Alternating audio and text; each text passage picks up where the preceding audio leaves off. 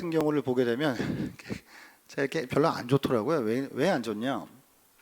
두 가지 이유가 있는데, 하나는 인스타그램 같은 데 보게 되면 이제 사진이나 이런 게 올라오지 않습니까? 일상적인 이야기들이. 그러니까 대부분 좋은 것만 올라와요. 그러니까 다 어디 좋은 데 간 거, 좋은 거 먹은 거, 좋은 사람 만난 거, 행복한 순간, 이런 것만 이제 올라와서, 아, 이것은 대부분의 인생의 아름다운 부분만 너무 불균형적으로 이렇게 좀 보여지는 그런 부분이 있다. 사람이 사실 안 좋은 거는 안 올리잖아요. 근데 인생이 좋은 것만 있나요?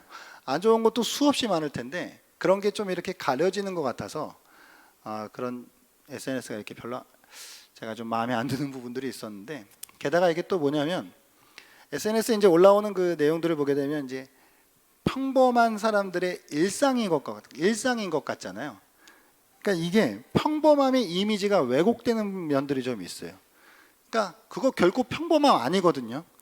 그러니까 뭐 어떤 정말 상위 몇 프로인 사람들에게는 평범함일 수 있지만, 대부분의 평균적인 사람들에게는 정말 특별한 순간들이 이제 담아지는 것이기 때문에 그러니까 사람들이 SNS를 보면서 저 정도는 다 사는구나, 이렇게 이제 생각이 되는 평범한 일상의 왜곡이 일어나는 그런 것들이 저는 좀 그렇더라고요.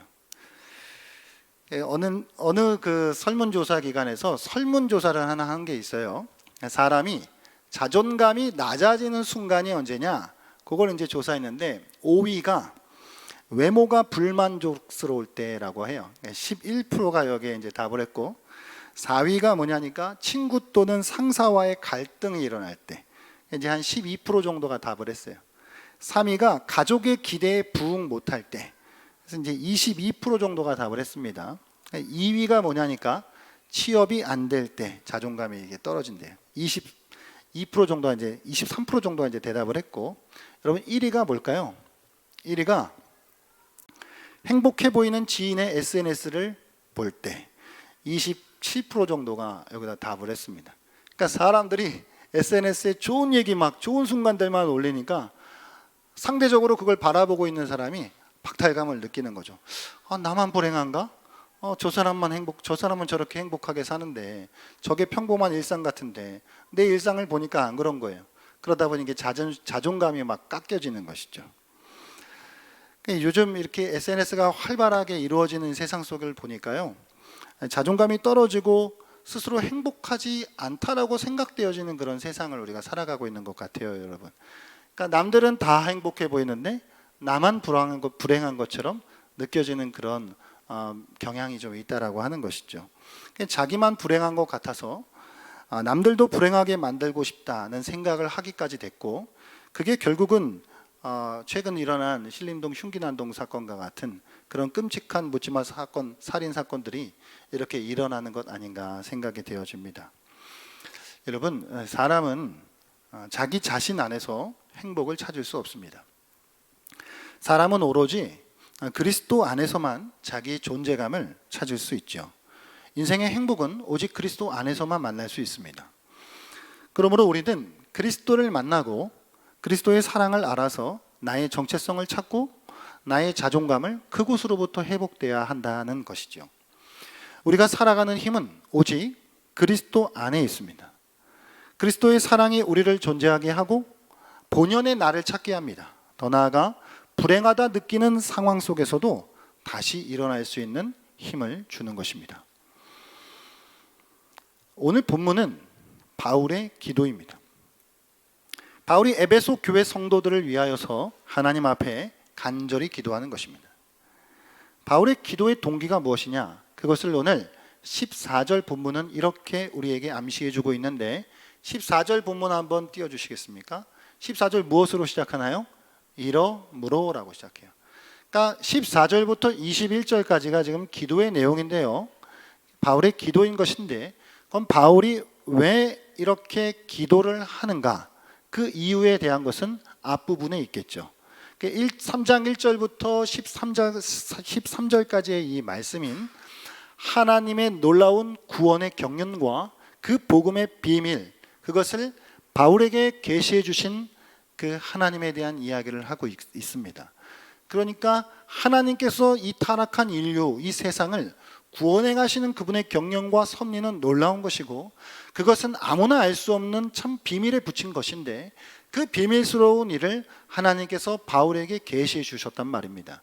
그래서 그것을 통해서 바울은 유대인과 이방인들이 그 계시의 복음의 비밀을 함께 알아 하나님의 구원의 은혜 안에 거하기를 바라는 마음을 가지고 에베소 교회 성도들을 위해서 이와 같이 간절하게 기도하는 것이다 라고 하는 것이죠. 바울은 하나님의 목적이 되어 알게 되었고 그래서 에베소 교회 성도들도 그와 같은 그 은혜 안에 함께 거하기를 원하였던 것입니다. 그러니까 바울이 에베소 성도들, 에베소 교회를 위해 사역을 열심히 했지요. 참 에베소 교회는 바울과 애틋한 관계에 놓여져 있었던 사람들인데 이제 에베소 교회 성도들이 주님 안에서 새로운 존재가 되었습니다.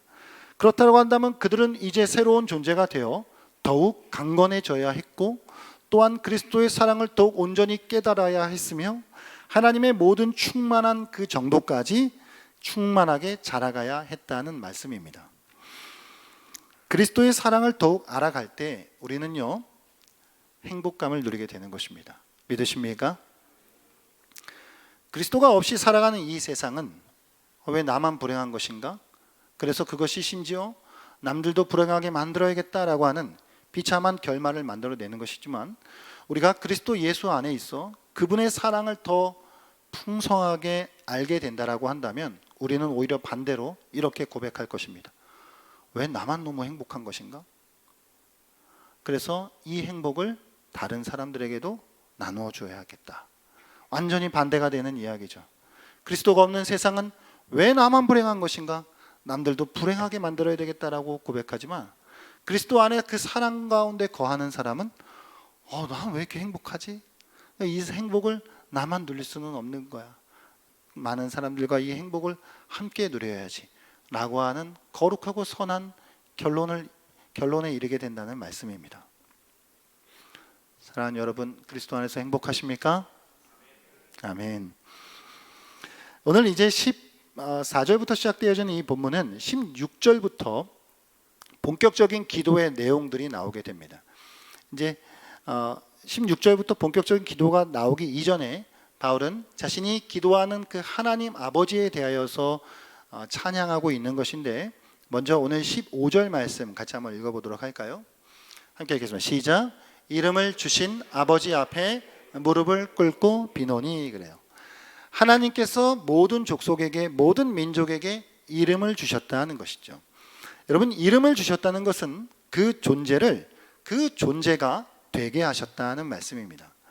세상 모든 민족의 아버지가 되시고 존재의 근원이 되시는 하나님을 높이고 있는 것입니다. 그러므로 인간은 자신에게 이름을 주셔서 그 존재를 잊게 하신 하나님 안에서만 자기의 존재감을 확인할 수 있다는 사실을 우리가 기억해야 할 것입니다. 저희 이제 아이들 세연이, 하연이, 다연이 이제 아이들이 이름을 저희 이제 아버지가 지어 주셨는데 음은 아버지가 지어주셨고 제가 한자 뜻을 제가 갖다 붙였거든요. 그래서 저희 큰애 이제 이름이 세연인데 세상 세의 이 연자에 따뜻하다라고 하는 뜻이 있어서 야 너는 세상에서 따뜻한 사람이 되라라는 그런 마음으로 제가 이제 이름을 붙여줬거든요. 근데 지금 요즘 중2인데 그 어느 때보다도 차갑습니다. 예. 예. 언젠가는 하나님께서 그 아이를 따뜻하게 회복시켜 줄 것을 이제 기대하면서 그러니까 이름을 지어준다 하나님께서 그것은요 우리를 우리 되게 하신다는 것이죠. 우리가 우리의 본연의 존재를 찾게 해주신다는 것입니다. 믿으십니까? 이렇게 바울은 모든 민족에게 이름을 주시는 하나님 앞에 기도하는데 어떻게 기도하냐니까 무릎을 꿇고 빈다라고 해요. 이게 조금 이례적인 일입니다.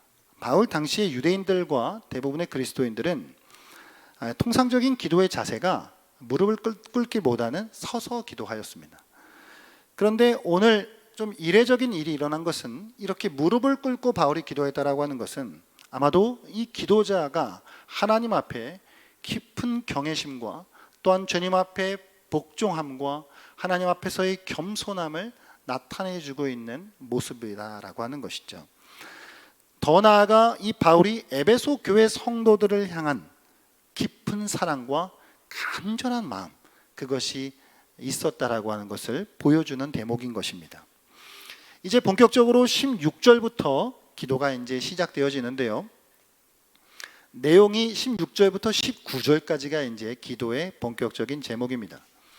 이것을 크게 우리가 세 가지 정도로 나누어서 생각해 볼 수 있는데, 그 첫 번째 기도의 제목은 속 사람이 강건하게 되기를 간구하는 것이죠. 16절부터 17절까지 나와 있는 말씀인 것인데, 같이 한번 읽어보도록 할까요? 16절 17절입니다. 시작. 그의 영광의 풍성함을 따라 그의 성령으로 말미암아 너희 속 사람을 능력으로 강건하게 하시오며, 17절. 믿음으로 말미암아 그리스도께서 너희 마음에 계시게 하시옵고 너희가 사랑 가운데서 뿌리가 박히고 터가 굳어져서. 17절 말씀 좀 띄워주시겠습니까? 에베소 교회 성도들이 이제 사랑과 믿음으로 그리스도의 몸으로 세워지는 그 일을 감당하기 위해선 그들의 속 사람이 강건해져야 했습니다. 여기서 이야기하고 있는 속 사람은 인간의 마음을 이야기하는 것이죠. 인간의 마음은 인간의 지성과 감정과 의지가 결합되어 있는 자리입니다. 그 마음을 하나님께서, 그 심령을 하나님께서 강건하게 해주시기를 원한다는 기도를 드리고 있는 것이죠. 그도 그럴 것이 당시 바울이 이 기도를 드리고 있는 그 시대적 상황 속에서, 여러분, 이방 사회입니다. 지금 이방인들과 함께 섞여서 살아야 하는 때입니다. 그런 가운데에 하나님의 구원의 은혜로 말미암아 새로운 존재가 된 하나님의 사람들이 거룩한 삶, 구별된 삶을 살기 위해서는 무엇보다도 그 심령이, 그 마음이 굳세져야 했다라고 하는 것이죠. 수많은 여러 가지 핍박과 박해, 더 나아가 달콤한 유혹과 미혹이 가득한 그 세상에서 거룩하게 살아가기 위해서는 마음이 강해져야 했다라고 하는 것입니다. 더 나아가 하나님의 군사로서 공중의 권세를 가진 악한 영들과 맞서 싸우고 마지막 날에 하나님 앞에 온전히 서기 위해서는 그들의 심령이 더욱 강건해져야 했던 것입니다. 그래서 바울은 첫 번째로 속 사람이 강건해지기를 구하고 있는 것이죠. 그리스도께서 거주한다 그래요. 그것이 사람의 이 심령, 속 사람이 강건해지는 일은 무엇으로 일어날까요? 오늘 16절에서 바울은 성령으로 말미암아 그렇게 이야기하고 있습니다. 이 성령으로 말미암아서만 사람의 심령이 강건해질 수 있습니다. 그 이야기는 다시 다른 표현으로 17절로 넘어와서 그리스도가 함께 하신다는 것, 그리스도가 그 마음 가운데 거주하신다는 것으로 표현되고 있습니다. 그러니까 성령으로 말미암아서, 다른 표현으로는 그리스도가 거주함으로써만 사람의 심령은 강건해질 수 있다라고 하는 것이죠. 그리스도께서 자기 백성의 마음을 거처로 삼고 거주하시는 것, 그것은 곧 그들의 삶의 중심에 계시면서 그들의 모든 것을 다스리신다는 것을 뜻합니다. 우리는 사도행전의 수많은 사건들을 통해서 하나님께서 그 심령, 그 속사람, 그 마음을 강건하게 한 사람들이 어떠했는지 수많은 신뢰들을 찾아볼 수 있지요. 사도들은 성령으로 충만하게 되어 대적들 앞에서 두려움 없이 예수 부활을 증언합니다. 또한 때로는 관원들에게 채찍을 맞고 수많은 박해를 당하면서도 예수의 이름을 위하여서 받는 이 능력조차도 하나님 앞에 합당한 자로 여기심을 받는 것이다라고 하며 기뻐할 수 있는 자들이 되었다라고 하는 것이죠. 그래서 바울은 에베소 교회 성도들이 속사람이 강건해지기를 구하고 있는 것입니다. 오늘 이 시간 하나님께서 우리 모두의 이 심령, 이 마음을 강건하게 해주시기를 소망합니다. 세상이 만만치 않지만 하나님이 우리의 마음을 붙들어 주실 때 우리는 믿음 안에 넉넉히 승리할 줄 믿습니다. 두 번째 기도의 제목은 18절부터 19절 상반절까지의 말씀인데, 그리스도의 사랑을 깨닫게 되기를 간구하고 있습니다. 여러분, 그리스도의 사랑은 모든 인류를 충분히 포괄할 만큼 넓고 충분히 영원토록 지속될 만큼 기르며 가장 타락한 죄인에게도 충분히 이를 만큼 깊고 그를 하늘로부터 충분히 올린 만큼 높습니다. 할렐루야. 그래서 오늘 사도는 19절 말씀에 이렇게 이야기하고 있는 것이죠. 19절 말씀 한번 띄워주시겠습니까? 함께 읽겠습니다. 그 너비와 길이와 높이와 깊이가 어떠함을 깨달아 충만하신 것으로 너희에게 충만하게 하시기를 구하노라. 아멘. 이 너비와 깊이와 높이와 길이가 무엇인가에 대하여 많은 주석가들이 이야기를 내놓았지만 저의 마음 가운데 가장 울림이 되어지는 의견은 이와 같습니다. 이 너비와 깊이와 높이와 긴 이 그리스도의 사랑을 통해 우리는 십자가를 볼 수 있다라고 하는 것이죠. 여러분, 십자가는 세로막대와 가로막대로 세워져 있습니다. 세로막대는 어떻습니까? 땅속 깊이 심어져 있지요. 그것은 실제로는 요만큼만 들어가 있는 것이지만 사실은 그 땅속 끝까지 내려가 있는 것이죠. 그래서 그 어떤 타락한 죄인까지도 구원할 수 있는 것입니다. 더 나아가 세로막대의 윗부분은 어떻습니까? 하늘을 향해 높이 향하고 있습니다. 그래서 하나님의 구원의 높으심과 하나님의 광대하심과 하나님의 복음의 위대함을 그 십자가는 보여주고 있는 것이죠. 하나님의 높으심과 그 타락한 인간을 구원하시는 그 깊이, 그것을 우리는 십자가의 세로막대를 통해서 볼 수 있습니다. 가로막대는 어떻습니까? 십자가의 가로막대는 예수님의 팔을 거기에 묶은 채 어마어마한 너비와 길이로 마치 온 세상을 초대하고 환영하는 것처럼 펼쳐져 있는 것이죠. 그래서 그 어떤 누구도 포용할 수 없는 것이 없는 것처럼, 그러니까 누구든지 포용할 수 있는 것처럼 두 팔을 벌려서 넓게 길게 그 팔을 벌리고 있다는 것이죠. 온 세상의 구원자가 되시는 하나님의 사랑을 보여주는 것입니다. 그러므로 그리스도의 사랑은 너비와 깊이와 높이와 길이에 있어서 놀라운 것이죠. 믿으십니까? 바울은 에베소 교회 성도들이 바로 이 그리스도의 사랑을 더욱 깨닫게 되기를 기도하고 있는 것입니다. 여러분, C.S. 루이스는 사랑을 세 가지 종류의 사랑에 대해 이야기하고 있습니다. 첫 번째는 필요의 사랑이요, 두 번째는 선물의 사랑, 세 번째는 감상의 사랑입니다. 필요의 사랑은 우리의 빈곤에 대하여 하나님께 부르짖습니다.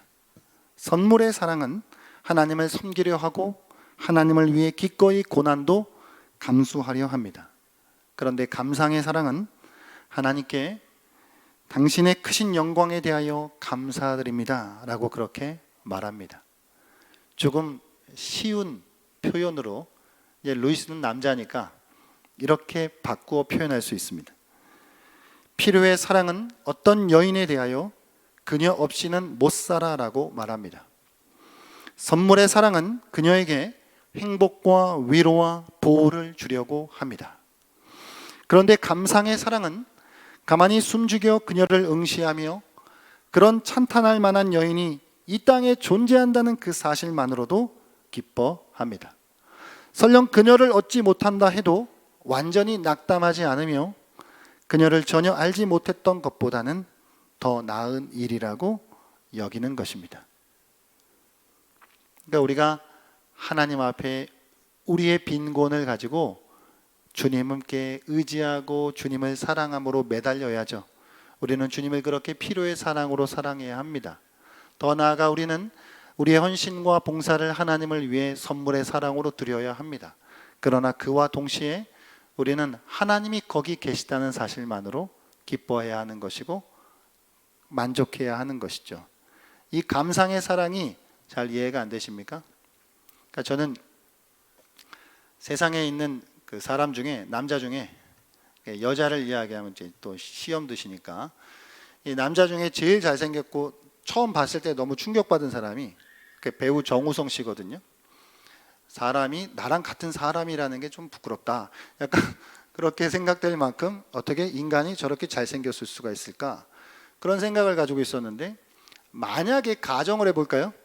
어느 날 정우성 이 배우 씨의 그 얼굴에 커다란 흉터가 생겨서 그 사람의 외모에 흠이 생겼다라고 생각해봐요.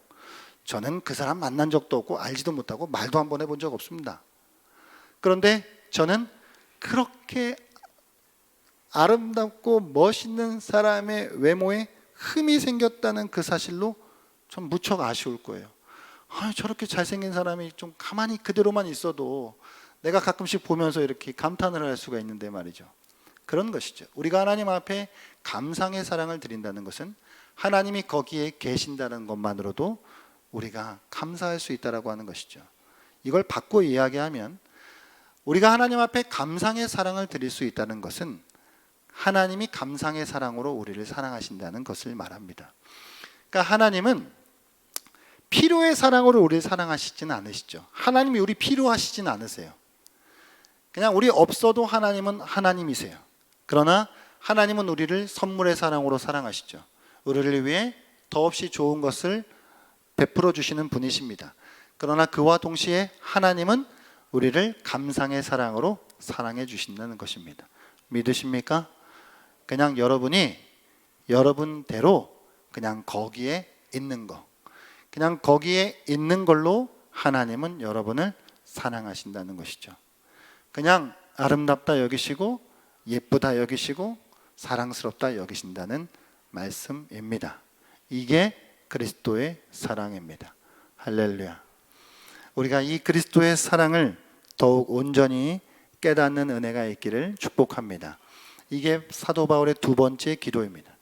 그의 세 번째 기도의 제목은 19절 하반절에 있는 내용인데요. 19절 하반절 말씀 같이 한번 읽어볼까요? 시작.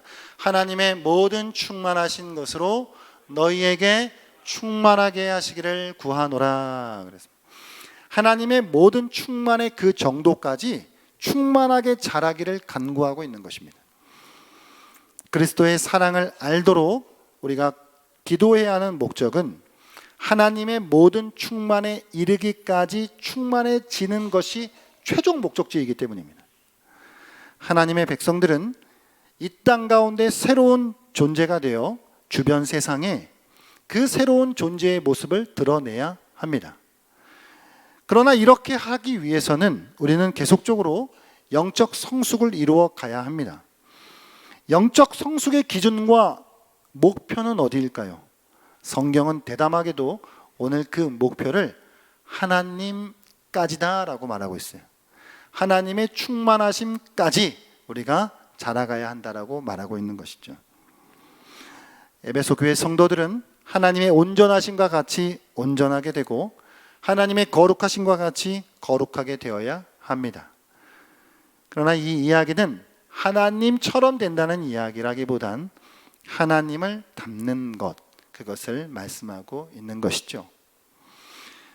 그렇다고 한다면 우리는 어떻게 하나님을 본받는 자들이 될 수 있으며 어떻게 우리는 하나님을 닮는 예수 그리스도를 닮아가는 자들로 살아갈 수 있을까요? 그것을 오늘 기도의 내용이 말해주고 있는 것입니다. 성령을 통해서 예수 그리스도의 거주하심으로 인하여서 우리의 속사람이 강건해질 때, 더 나아가 믿음으로 그리스도가 우리 안에 충만하게 거하게 될 때, 우리가 그리스도의 사랑을 더 깊이 깨닫게 될 때에 우리는 하나님의 생명과 능력으로 그 모든 충만한 정도까지 자라가는 일이 일어난다는 것입니다. 우리의 힘과 능력으로는 할 수 없지만 성령을 통해서 하나님의 그 놀라운 능력으로 우리는 강건해질 때에 그 하나님의 충만한 자리까지 자라가게 된다는 것을 말씀하고 있는 것입니다. 여러분 이 사실을 믿으십니까? 오직 하나님의 능력만이 우리들로 하여금 그리스도께서 우리들을 사랑하신 그 사랑대로 우리도 서로 사랑하게 하며 우리의 속사람을 강건하게 하여 하나님을 본받는 자, 하나님을 닮는 자들로 우리를 만들어 가게 하실 줄 믿습니다. 이제 20절과 21절에서는 기도를 마무리하고 있는데 이 핵심은 더 넘치도록 부어주신다는 것입니다.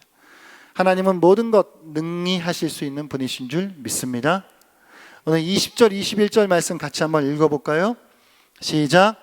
우리 가운데서 역사하시는 능력대로 우리가 구하거나 생각하는 모든 것에 더 넘치도록 능히 하실 이에게 교회 안에서와 그리스도 예수 안에서 영광이 대대로 영원 무궁하기를 원하노라.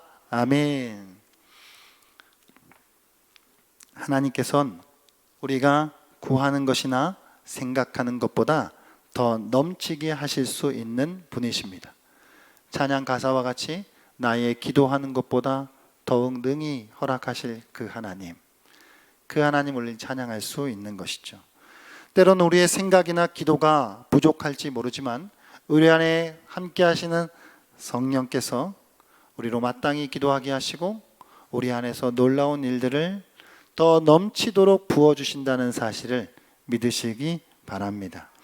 우리의 모든 생각과 원함을 아시는 하나님께서 우리가 생각하지도 우리가 상상하지도 못했던 것까지도 이루어 주시는 줄 믿습니다.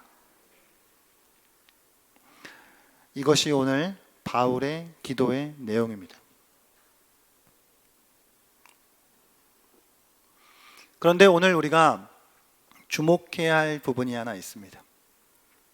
이 바울의 전반적인 기도 가운데에 우리의 눈에 띄는 부분은 그리스도의 사랑, 그 넓이와 깊이와 높이와 깊이, 그것을 우리가 알아가야 하는데, 더 깨달아야 하는데 누구와 함께 깨닫느냐라고 하는 문제인 것이죠. 오늘 18절 말씀 다시 한번 읽어보겠습니다. 시작. 능히 모든 성도와 함께 지식에 넘치는 그리스도의 사랑을 알고 그랬어요. 이게 오늘 우리가 주목해야 하는 부분인 것입니다. 모든 누구와 함께요? 성도와 함께. 한 절 더 볼까요? 21절이요. 21절 앞에 뭐라고 되어 있나요? 교회 안에서와. 이게 중요한 것이죠. 그러므로 그리스도의 사랑을 우리가 개인적으로 알아갈 수 있어요. 그러나 그리스도의 사랑을 더 온전히 알아가는 일은 모든 성도와 함께 이루어지는 일이며 교회 안에서 이루어지는 일이다 라고 하는 것을 우리는 놓치지 말아야 합니다. 홀로의 그리스도인도 어느 정도 예수 그리스도의 그 사랑을 알 수 있습니다. 그러나 그의 이해는 매우 제한된 경험에 의하여 한계가 있을 수밖에 없습니다. 우리가 그리스도의 온전한 사랑을 알려면 하나님의 온전한 백성, 특별히 모든 성도와 함께 알아야 합니다. 특별히 이 바울 당시에 이 에베소 교회 안에 있는 유대인과 이방인, 남자와 여자, 젊은이와 늙은이, 흑인과 백인의 모든 다양한 배경 속에서 그 경험들을 통하여 우리는 그리스도의 사랑을 더 온전히 깨달을 수 있다는 말입니다. 여러분, 교회를 통해 우리는 그리스도의 사랑을 알아요. 혼자 여러분들께서 성경 보시고 책을 읽으시고 기도하셔도 그리스도의 사랑 아실 수 있죠. 그러나 더욱 온전한 그리스도의 사랑을 알기 위해서는 모든 성도들과 함께 교회 안에서 알 수 있다는 말이에요. 여기에 여러분이 계시는데요, 모든 분들에게 그리스도의 사랑을 가르쳐 주시는 하나님의 일하심에 조금의 차이가 있어요. 어떤 분에게는 이런 방식으로, 그 사람이 그렇게 생겨 먹었으니까 그런 방식으로 하나님의 사랑을 보여주십니다. 그러나 또 어떤 사람에게는 조금 다른 결로, 또 다른 방식으로 하나님의 사랑을 보여주셔요. 그러나 내가 하나님과 나만 있다라고 한다면 나에게 일하는 방식으로만 이해할 수 있지만 저 사람에게도 일하시는 그 하나님, 저 사람에게도 사랑을 베풀어 주시는 그 하나님을 함께 본다라고 한다면 하나님의 사랑이, 그리스도의 사랑이 얼마나 풍성한 것인가를 우리는 간접적으로 다 경험할 수 있다라고 하는 것이죠. 그러므로 교회는 수많은 종류의 사람이 와야 해요. 여러분, 바울 당시에 유대인과 이방인이 하나가 된다는 이야기는 이게 우리의 상상을 넘어 있는 일이에요. 자, 가정을 해볼까요? 여러분이 교회에서, 이게 가정이에요, 실제가 아니라. 여러분이 우리 교회에서 제일 마음에 안 들어요. 제일 마음에 안 드는 사람과 하나가 되는 문제보다 유대인과 이방인이 하나가 되는 문제는 훨씬 더 진한 문제입니다. 이거는 말도 못하는 이야기예요, 이게 사실. 그러나 오늘 성경은 그렇게 이야기하고 있는 것이죠. 그래서 우리 교회가 조금씩 성숙한다면 뭐 외국인도 오시고 뭐 다른 분도 오시고 뭐 다른 나라 사람들도 오시고 여러 종류의 사람들이 교회 안에서 하나가 될 때 우리는 그리스도의 사랑을 더 온전히 깨닫게 된다는 사실입니다. 할렐루야. 그런 교회로 성숙할 수 있기를 바랍니다. 하나님께서는요, 무엇보다도 교회를 통해 영광 받으십니다. 오늘날 교회가 비록 망가지고 깨졌지만 그럼에도 불구하고 하나님은 여전히 교회를 통해 영광 받으시고 교회 안에 하나님의 영광을 부어 주십니다. 믿으십니까? 교회 안에 임하시는 그 하나님의 영광의 풍성함을 온전히 누릴 수 있는 성도들 되시기를 바랍니다. 말씀을 맺겠습니다. 여러분, 우리가 살아가는 힘은 이 뭔가 내가 불행하다라고 느껴지는 세상 속에서 그냥 그래도 내가 평균은 되지 라고 하는 그런 생각이 우리가 살아갈 수 있는 힘을 주는 것이 아닙니다. 남들과 비교해 보니까 그래도 나는 나름 괜찮다, 나는 그런 느낌이 우리에게 살아갈 수 있는 힘을 주는 것이 아니라고요. 내가 살아가는 힘은 오직 그리스도의 사랑입니다. 그리스도의 사랑만이 내가 살아갈 수 있는 힘을 제공해 주십니다. 십자가에서 보여주신 그 사랑이 나를 나되게 하고 넘어져도 일어서게 하고 하나님을 닮아가고자 하는 거룩한 열망을 품게 하는 줄 믿습니다. 그리스도 안에 있는 사람에게는 때로 만나는 인생의 그 불행함, 내가 불행하다고 느껴지는 그 순간이 꼭 나쁜 것만도 아닙니다. 왜냐하면 우리는 나의 무지와 내 무능, 내 한계를 느끼고 그것을 고백할 때 역설적이게도 우리는 그리스도를 더욱 의지하게 되고 그 가운데 우리는 그리스도의 사랑을 더 온전히 만나게 될 것이기 때문입니다. 할렐루야.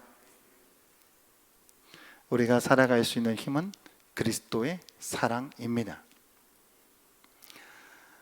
제가 어렸을 때 약간 덩치도 좀 크니까 곁길로 빠질 수 있는 유혹들이 좀 있었겠죠? 그런데 저가 더 이상 선을 넘어가지 않도록 저를 붙잡아줬던 힘이 하나 있어요. 그게 뭐냐면요, 저희 엄마가 그렇게 저를 믿어요. 뭐 모든 부모들이 뭐 자식을 이렇게 믿겠지만, 그러니까 엄마가 이렇게 나를 믿으니까 여기까지 갔다가 더 넘어가질 못하겠더라고요. 참 그래요. 그러니까 인간적으로 볼 때도 인간적인 부모가 자식을 믿어준다라고 하는 것이 그 자식으로 하여금 더 이상의 선을 넘지 못하게 하는 힘을 준다라고 한다면, 우리가 이 세상에 수없이 어떻게 생각하면 나는 불행하다라고 느낄 수 있는 일들이 많은 이 세상이지만, 이 세상 가운데도 내가 살아갈 수 있는 힘을 공급해 주는 것은 오직 그리스도의 사랑이라는 것입니다. 하나님이 그리스도를 통해 우리를 얼마나 사랑하시는지 그것을 우리가 온전히 깨달을 때 우리의 속사람은 더 강건해지는 것이며 우리는 하나님의 충만한 데까지 자라간다는 사실을 잊지 않으시기를 바랍니다. 주 사랑이 오늘도 나를 숨쉬게 합니다. 그 사랑이 오늘도 나를 일어서게 합니다. 오늘도 이 시간 그리스도의 풍성한 사랑 가운데 거하는 성도들이 되기를 소망합니다.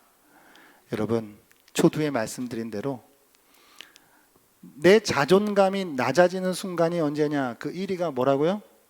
내 지인의 행복한 순간이 보여지는 SNS를 볼 때라잖아요. 그런 어떤 노출된 가운데 우리 살아요. 아, 나만 불행한가? 그러나 그 상황 속에서도 내가 다시 소망을 가질 수 있는 것, 다시 일어설 수 있는 것, 내가 다시 삶의 의지를 가질 수 있는 것, 아, 내가 다시 살아야지, 내가 하나님 본받는 자리까지 나아가야지, 나는 힘을 주는 것은 오직 주님의 사랑뿐이라고 하는 사실을 기억하고 그것을 붙잡고 나아갈 수 있기를 주의 이름으로 축복합니다.